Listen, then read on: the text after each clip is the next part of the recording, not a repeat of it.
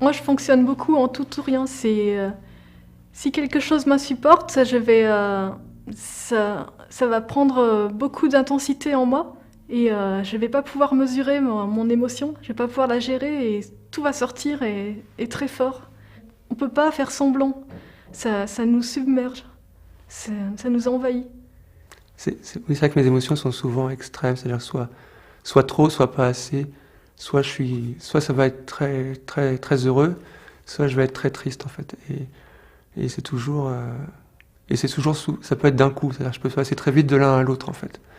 Je suis quelqu'un de très calme en règle générale et pourtant il y a des fois où j'ai eu des réactions de colère qui étaient complètement exagérées par rapport à ce qui les avait déclenchées. Et le fait ensuite de me rendre compte, le fait de me rendre compte d'avoir eu ces réactions excessives, ça me rendait encore plus malheureux après de les avoir eues. Des espèces de poussées de joie ou de crises de joie intempestives, de colère, me mettre à pleurer sans raison, et puis ensuite ça passe, et puis jusqu'à la prochaine fois. On se sent comme une rivière. Il y a des moments où il y a un barrage qui bloque complètement la rivière, et d'autres moments, enfin le barrage cède, enfin la digue cède, et la rivière repart dans tous les sens. Enfin, on se sent qu'on lutte contre quelque chose qu'on n'arrive pas à arrêter, un flot de pensées, d'émotions, de sensations très perturbants. Et il y a un moment où ça finit par jaillir. Ça peut être mal perçu, c'est que par exemple, si on m'offre un cadeau, sur le coup, je risque d'avoir l'émotion un peu tardivement. C'est-à-dire que des fois, je vis quelque chose et ça peut être 3 heures après ou le lendemain que ça percute vraiment et que je ressens la joie sur le coup, des fois, si ça me surprend, je peux ne pas savoir réagir en fait. Et pour la personne, avoir l'air froid.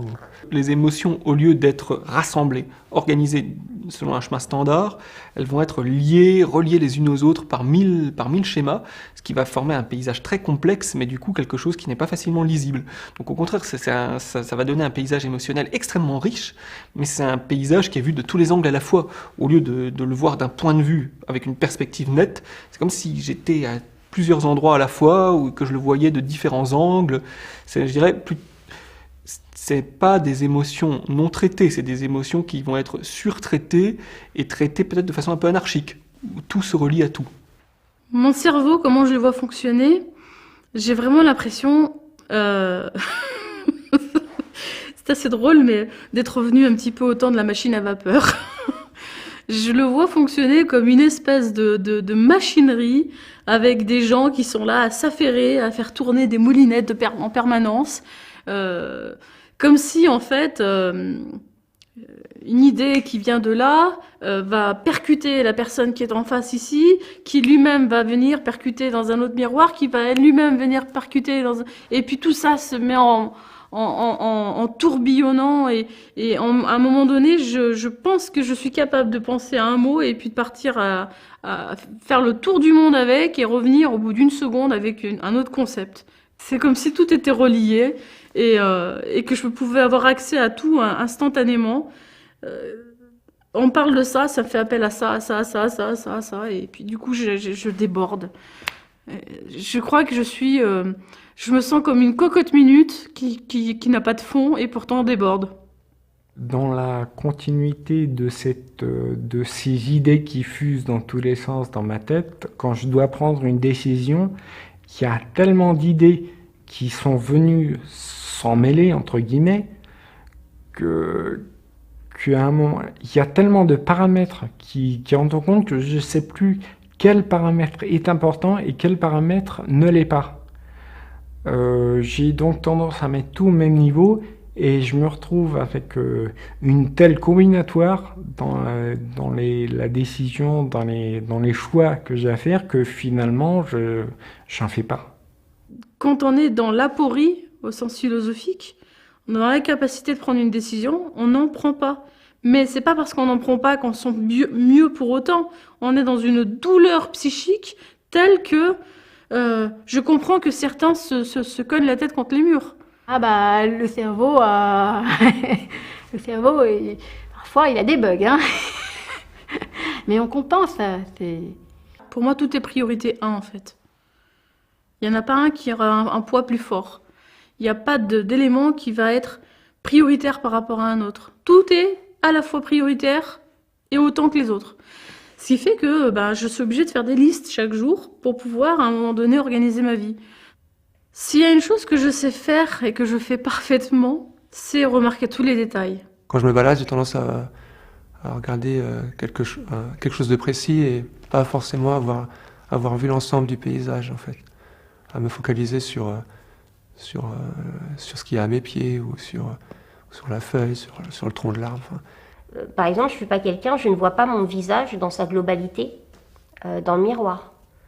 Je vais m'axer sur certains points, ou si je passe dans la rue devant une glace, je ne me vois pas globalement. Par exemple, si je rentre dans une pièce, je vais d'abord voir les tableaux au mur ou les bibelots sur la table ou les choses comme ça, et c'est ce que je vais percevoir en premier. Donc cette façon de percevoir les choses un peu particulière, ça peut des fois me gêner parce que par exemple quand je suis en train de parler avec quelqu'un, je vais avoir le regard qui va être attiré vers le détail. Donc mon regard qui déjà s'échappe assez facilement va être attiré automatiquement par je sais pas, un bouton ou une fleur ou quelque chose qu'il y aura à côté, et je vais avoir du mal à bien capter mon attention sur la personne qui me parle, des choses comme ça. Je pense avoir la vision à détail, c'est ce qui fatigue, ce qui me fatigue parce que je dois traiter tout l'environnement petit à petit, et je pense que c'est ça qui me fatigue intellectuellement.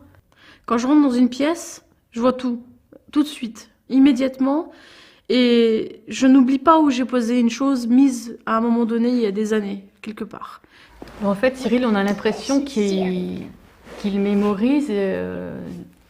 C'est assez impressionnant parce qu'il peut se souvenir d'un détail, par exemple dans un film qu'il a regardé il y a plusieurs années auparavant. On a l'impression que ce qui s'est passé une fois, c'est gravé pour toujours, quoi. À l'époque, il dessinait beaucoup. Et il reproduisait des scènes qu'il avait vues de manière absolument étonnante.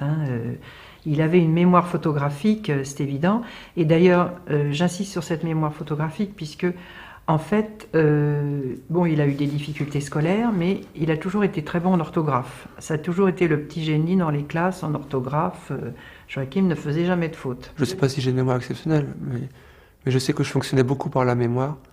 Même quand c'était des cours, par exemple, c'était un prof très vivant qui faisait pas un cours magistral, moi j'apprenais quand même tout par cœur, même les anecdotes.